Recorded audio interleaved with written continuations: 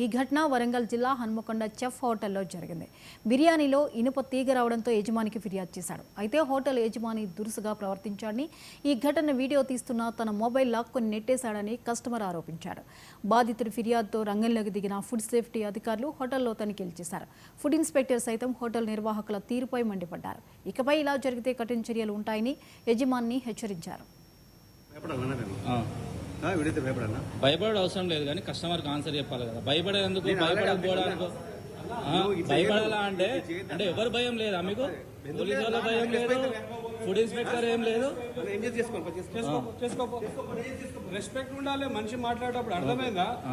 ఈ భయపడించుడు ఎవరు కాదు. 2 సంవత్సరాలు నడిపిస్తాను దందా.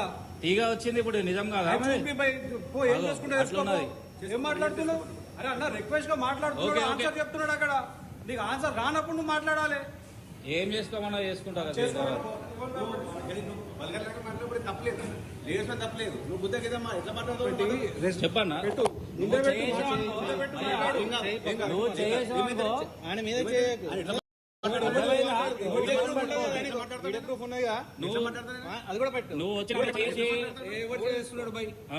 ఎందుకు చేసినావు? ఫోన్ మీద డైరెక్ట్ పెట్టు, నాకే పెట్టు.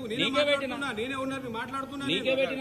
నీకే పెట్టిన ఏదున్నా పద్ధతి ఉంటుంది. బళ్ళు వచ్చినప్పుడు కూడా మాట్లాడే పద్ధతి మాట్లాడతారు వాళ్ళు. చిన్న తాగు వచ్చింది, అది కూడా కొత్తిమీర వచ్చింది. కొత్తిమీర అదే అంటాను మాట్లాడతారు. ఎట్లా మాట్లాడతారు? ఎట్లా మాట్లాడతాడు? ఎట్లా మాట్లాడతాడు?